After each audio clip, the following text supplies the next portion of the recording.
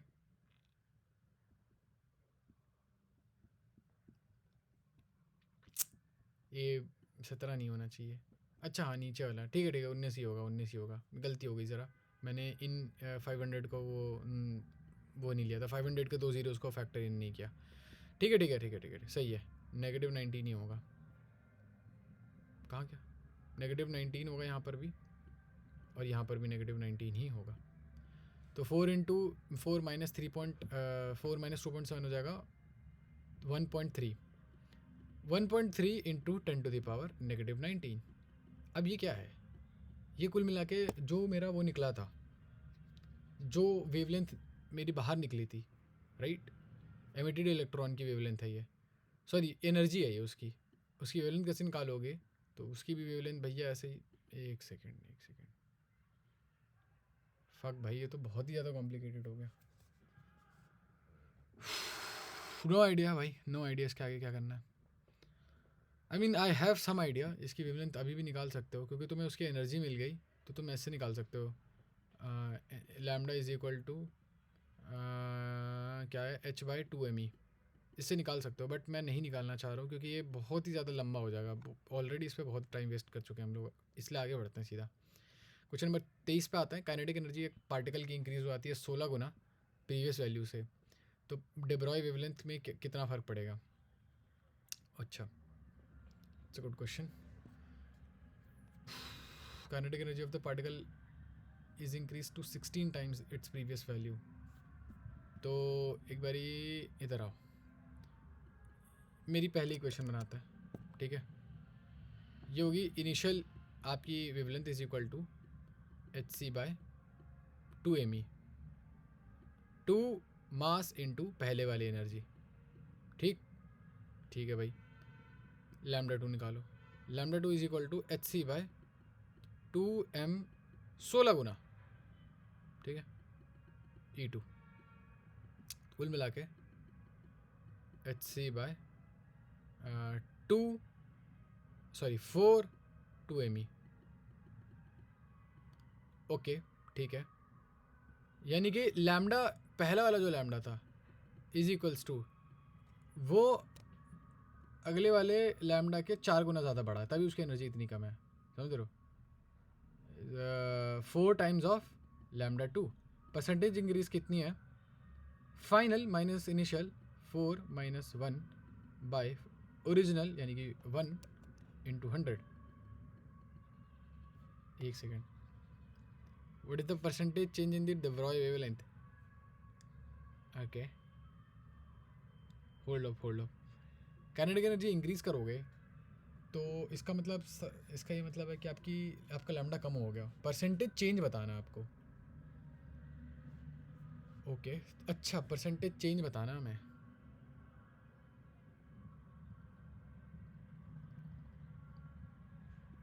यानी कि ओजी percentage change बताना है, यानी कि ओजी समझ रहे हो। ओजी यानी कि 1 -4/1 × 100। अरे 75% है इसका आंसर, लेकिन मैं I am not able to wait lambda 1 और लैम्डा 2, ठीक है। तो लैम्डा 1 4 गुना ज़्यादा है लैम्डा 2 के, ये बात तो समझ में आ रही है मेरे को, ठीक। ये सबसे ज़्यादा इंपॉर्टेंट बात है, यहाँ यही से आंसर सॉल्व होगा। Lambda 1 is 4 times that of lambda 2, ठीक है। आगे बताओ आगे। तो final minus initial upon final,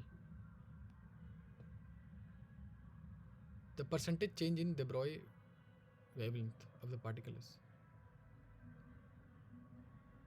कितना परसेंटेज चेंज हुआ है उसमें? 3 गुना बढ़ा है।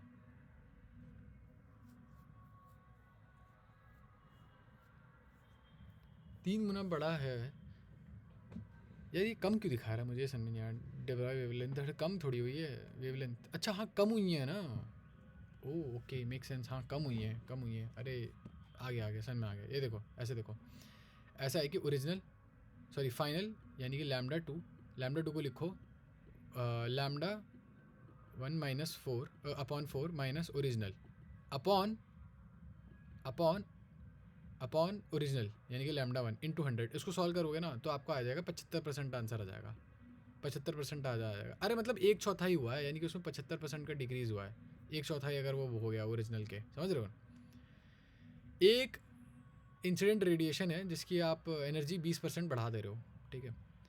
काइनेटिक एनर्जी उसकी इतनी सी इतनी हो जा रही है। मुझे बताओ उसका वर्क फंक्शन क्या होगा। चलो मैं इलेक्ट्रॉन वोल्ट में ही निकालूंगा। मान लो कि आप 1 इलेक्ट्रॉन वोल्ट उसकी इंसिडेंट रेडिएशन की मान लो x है, या 1 है, या चलो 100 है। 20% बढ़ा रहे हो यानी कि 120 हो रहा है, समझ रहे हो। अगर 1 है 20% बढ़ा रहे हो यानी कि 1.2 हो जा रहा है। तो अगर x है तो वो 1.2 हो जाएगा, 1.2x हो जाएगा, या x.2, ये जैसे भी लिखना चाहो 1.2x हो जाएगा उसका। समझ रहे हो आप, समझ गए, ठीक है। तो 2 इक्वेशंस क्या बनेगी आपकी। पहली इक्वेशन बन रही है आपकी x is equals to work function बताना आपको plus 0.5 electron volt 0.5 electron volt पहली इक्वेशन। फिर क्या होता है जी, फिर x है, सॉरी 1.2x है,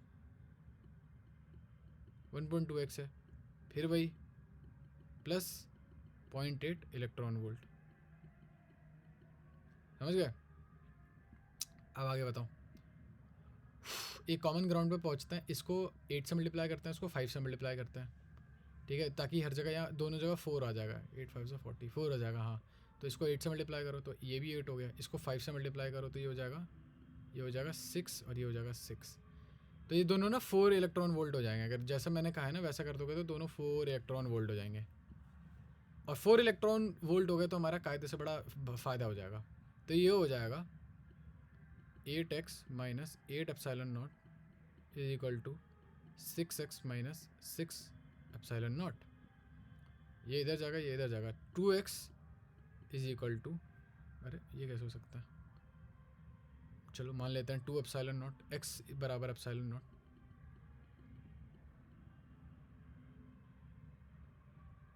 वेट व्हाट, एक सेकंड रुको, ऐसा नहीं करो, ऐसा मत करो। सुनो, ऐसा मत करो।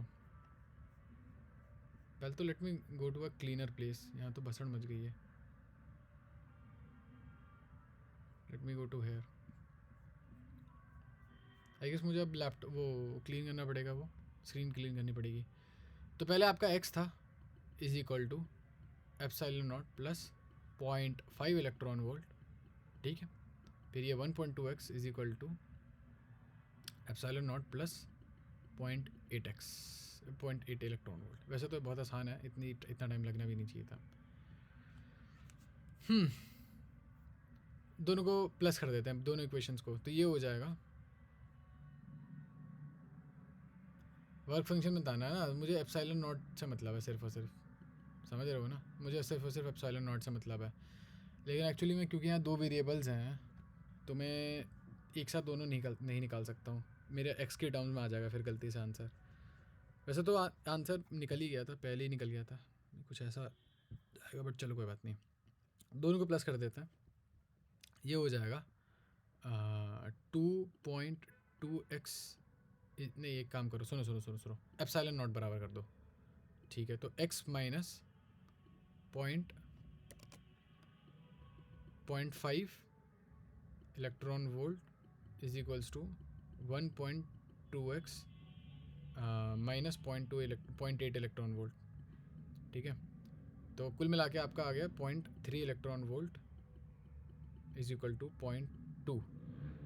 ओह ओके, तो ये तो कुछ सरप्राइजिंग सी चीज़ आ गई, 0.2x, एक्स आ गया आपका 3/2 इलेक्ट्रॉन वोल्ट। आप तो बोल 0.3/0.2 है, ये की बात होती है, 3/2 इलेक्ट्रॉन वोल्ट, और एक एक्स बराबर आपका वर्क फंक्शन था, तो 1.5 इलेक्ट्रॉन वोल्ट आपका वर्क फंक्शन है, ना कि 1 नहीं है। अच्छा ये मैंने कैसे बताया बाय द वे कि एक एक्स बराबर एप्सिलॉन नॉट है, तो अभी थोड़ी देर पहले मैंने एक इक्वेशन करी थी जिसके थ्रू मेरा आंसर ये आया था, मुझे उधर जाना पड़ेगा पूरा, तो चलो चले ही जाता है यार, अब ढूंढना ना पड़े, बस ढूंढना ही पड़ेगा। डैम भाई, अब कहाँ ही ढूंढूंगा मैं इतनी भीड़ में।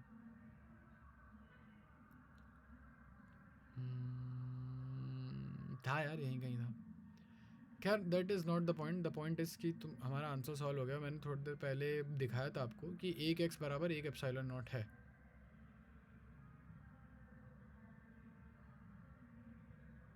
यहाँ ऐसी किसी इक्वेशन में था वो, यही तो था, अरे यही तो था यार, यही तो था, देखो एक्स बराबर एप्सिलॉन नॉट है, ये रहा।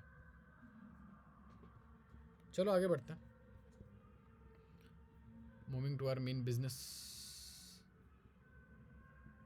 कहाँ थे हम लोग, कोई बात नहीं, चलो कोई सा भी कोना पकड़ लो, आगे बढ़ते हैं। Moving on to our next question, question number, submit करो। ओ 1 है इसका answer, dam,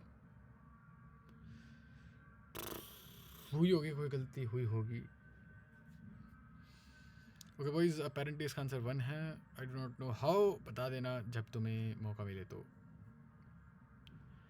photo electric effect के लिए आपको कट ऑफ फ्रीक्वेंसी वी है, अगर आप रेडियंट, आपकी मतलब जो फ्रीक्वेंसी आ रही है बाहर से वो 2v है, तो मैक्सिमम पॉसिबल वेलोसिटी बताओ इलेक्ट्रॉन की, ठीक है। सिंपल है, आपकी जो आ रही है वेव आ रही है, उसकी फ्रीक्वेंसी दे रही है v, ठीक, जो रेडिएशन आ रही है, नॉट वेव, इलेक्ट्रोमैग्नेटिक वेव होती है, v है, उसमें एनर्जी कितनी होगी, hv, 2hv इनफैक्ट, ठीक है। थ्रेशोल्ड फ्रीक्वेंसी है hv, इतना तो आपको चाहिए, प्लस जो बाकी कुछ एनर्जी होगी वो बन जाएगी आपकी हाफ mv² में। Solving further this will become hv is equal to half mv²। Solving further this will become 2hv by m का रूट, 2hv बाय m का रूट, होल रूट वैसे तो। इसी के साथ आज का फाइनल क्वेश्चन है आपका, वेवलेंथ दे रखी है आपको इलेक्ट्रॉन और प्रोटॉन की वेवलेंथ के बीच में रिलेशनशिप क्या होगी, of same energy are related by, दोनों के बीच का रिलेशन बताओ।